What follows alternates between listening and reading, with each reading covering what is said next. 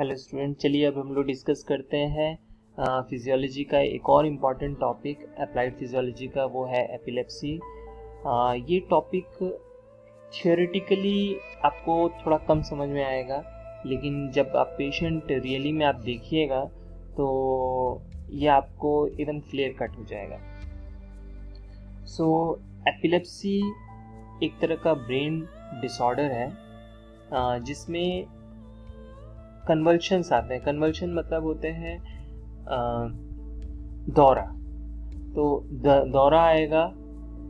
अब क्या चीज़ का दौरा आएगा, तो उसके मसल्स जो होंगे वो सीजर्स मतलब उसमें झटके आएंगे और कड़क हो जाएगा। कड़क होने का मतलब है ऐंठ जाएगा, और या तो लॉस ऑफ कॉन्शियसनेस या तो दोनों के दोनों आएंगे। तो ये एक तरह का ब्रेन का डिसऑर्डर है। टाइप्स ऑफ एपिलेप्सी में देखें तो एक जनरलाइज्ड एपिलेप्सी हुआ और एक लोकलाइज्ड एपिलेप्सी। नाम से पता लग रहा है कि जनरलाइज्ड एपिलेप्सी जो है इसमें इम्पल्स का जो डिस्चार्ज होता है, जैसे हमारा ब्रेन जो है एक कमांड करता है हमारे मसल्स को, सो एक्सेसिव डिस्चार्ज होगा from all the part of the brain. मतलब बॉडी जो ब्रेन का जितने भी पार्ट्स हैं वहाँ से सब जगह से एक साथ इम्पल्स डिस्चार्ज होंगे। तो इसकी वजह से अलग अलग जगह पे जैसे मसल्स, अलग अलग मसल्स के ऊपर एकदम आउटबर्स्ट होगा। तो इसमें जो टाइप्स हैं वो है ग्रैंड मैल एपिलेप्सी, पेटिट माल और साथ साथ में साइकोमोटर एपिलेप्सी। तो ग्रैंड मैल एपिलेप्सी में क्या होगा, तो इसमें सबसे पहला चीज़ याद रखिए कि सडन लॉस ऑफ कॉन्शियसनेस, अचानक से वो कॉन्शियसनेस खो बैठेगा। खोने के बाद वो उसमें कन्वल्शंस आने हो, उसमें एक दौरा पड़ेगा। अब दौरा पड़ने से पहले एक चीज़ याद रखिए, दौरा पड़ने से पहले पेशेंट को पहले ही फील हो जाता है कि उसको दौरा पड़ने वाला है। कैसे फील हो जाता है, उसमें बहुत सारे चेंजेस आते हैं। जैसे उसका दिमाग जो सिर होगा वो हल्का लगने, लाइट हेडेडनेस बोलते हैं जिसको। उसके स्मेल में चेंजेस आ जाएंगे। उसको अपना शरीर खुद गर्म लगने लगेगा। मतलब एक भ्रम होना भी शुरू हो जाएगा जिसको बोलते हैं हेलुसिनेशन। तो ये जो सेंसेशन है, वार्निंग सेंसेशन है, इसको हम लोग ऑरा बोलते हैं। तो ये एपिलेप्सी में हो रहा है, इसलिए इसको एपिलेप्टिक ऑरा बोलेंगे। उसके शरीर में झंझनाहट शुरू हो जाएगी, उसकी उंगलियां झिनझिनानी शुरू हो जाएंगी, तो इसको आप हेलुसिनेशन बोलेंगे। तो ये एपिलेप्सी में है, तो आप इसको क्या बोल रहे हैं, एपिलेप्टिक ऑरा। तो ये कब आ रहा है, कन्वल्शन से पहले, मतलब पेशेंट को पहले ही मालूम चल जाता है। सो कन्वर्शन में भी दो स्टेजेस हैं, एक है टोनिक स्टेज और फिर है क्लोनिक स्टेज। टोनिक स्टेज में मसल्स अकड़ जाएंगे। अकड़ने की वजह से जो मसल्स कॉन्ट्रैक्शन है वो वैसे के वैसे ही रहेगा, तो टोनिक स्टेज बोलते हैं। और फिर थोड़े देर के बाद फिर क्लोनिक स्टेज मिलता है। क्लोनिक स्टेज में जो मसल्स हैं उसमें ऐंठन तो होती ही है, साथ साथ में यहाँ पे सीजर्स मिलेंगे। मतलब वो कब कपाएंगे, झटका जैसा लगेगा, तो झटका मूवमेंट होगा, तो इसको बोलेंगे क्लोनिक स्टेज।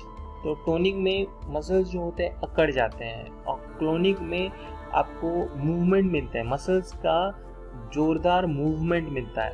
सो टोनिक स्टेज और क्लोनिक स्टेज। फैक्टर्स क्या हो सकते हैं, ज़्यादातर जो फैक्टर्स हैं वो स्ट्रॉन्ग कोई इमोशनल स्टिमुलाई की वजह से, कोई जैसे आपके सामने एक सर्जिकल इंस्ट्रूमेंट्स रखे हुए हैं, कोई सुई रखी हुई है, ऐसा लगेगा कि चुभा देगा, तो स्ट्रॉन्ग इमोशनल स्टिमुलाई की वजह से हो सकता है। कुछ हाइपरवेंटिलेशन अल्कोलासिस है, इफेक्ट ऑफ सम ड्रग्स की वजह से हो सकते हैं। बहुत तेज फीवर होने की वजह से भी ये होता है, ये इसको याद रखेंगे, बहुत तेज फीवर होने की वजह से भी इस तरह की चीज़ें आपको देखने को मिल सकती हैं। और ये बहुत इम्पॉर्टेंट है, ब्राइट लाइट, फ्लिकरिंग लाइट, जो जैसे मरकरी जलती है तो उसमें रोशनी एकदम कांस्टेंट नहीं रहता, कम होता है, ज़्यादा रहता है, लाउड नॉइज़, तो ये सब एक फैक्टर्स हो सकते हैं एपिलेप्सी के। ट्रॉमेटिक लीजन हो सकता है आपके ब्रेन में, सो वो कारण बन सकता है एपिलेप्सी का। तो जनरलाइज्ड एपिलेप्सी में हम लोगों ने ग्रैंड mal एपिलेप्सी देखा। ग्रैंड mal एपिलेप्सी में क्या देखा कि कन्वल्शंस, पहले कॉन्शियसनेस, अनकॉन्शियसनेस आया और ऑरा आया। ऑरा मीन्स उसको पहले ही आभास हो गया और हेलुसिनेशन आया और फिर उसके बाद कन्वर्शन शुरू हुए। कन्वर्शंस में भी आपने देखा कि टोनिक स्टेज है और क्लोनिक स्टेज है। तो पेटिट माल एपिलेप्सी में पर्सन जो होगा वो सडनली अनकॉन्शियस तो हो जाएगा, लेकिन यहाँ पर कोई आपको वार्निंग साइन नहीं मिला, मतलब ऑरा नहीं मिलेगा। सो द अनकॉन्शियसनेस जो कितना देर तक रहेगा, लगभग 3 से 30 सेकेंड तक के लिए। फिर कन्वर्शन डू नॉट अकर्स, लेकिन मसल्स में आपको थोड़ा बहुत कॉन्ट्रैक्शन, ट्विचिंग, फेस के मस्कुलेचर जो हैं, आपके आँख में जो आईलिड्स हैं वो ब्लिंक करना शुरू करेंगे।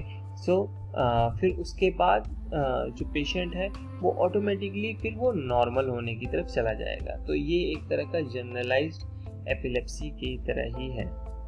साइकोमोटर एपिलेप्सी, जहाँ पे इमोशनल आउटबर्स्ट, जैसे पेशेंट अचानक से बहुत तेज गुस्सा हो गया, रेज का, बहुत एंजाइटी, टेंशन में है, डर रहा है, डिस्कम्फर्ट है, तो और कंफ्यूज्ड स्टेट में, मेंटल स्टेट में है फॉर कुछ समय के लिए, तो ये साइकोमोटर एपिलेप्सी है जो अचानक से ऐसा होता है।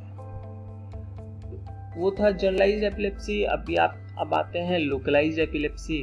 तो जनरलाइज्ड एपिलेप्सी आपका था मैक्सिमम जगह, जो ब्रेन का ज़्यादातर जो जगह था वहाँ से अचानक से इम्पल्स निकलना था, तो जनरलाइज्ड एपिलेप्सी है। तो लोकलाइज्ड मतलब कुछ खास जगह से, कुछ छोटे ब्रेन में एक कुछ छोटे से भाग से अगर इम्पल्स बहुत ज़्यादा डिस्चार्ज होते हैं तो उस समय आपका लोकलाइज्ड एपिलेप्सी आता है। तो और इसमें कुछ भाग जैसे localised area of cerebral cortex है या डीपर पार्ट ऑफ सेरिबेलम है जो कि अफेक्टेड है ट्यूमर, एब्सेस या कोई वास्कुलर डिफेक्ट से, तब ऐसा होता है। यहाँ पर भी कॉन्ट्रैक्शन जो शुरू होगा वो माउथ से शुरू होगा।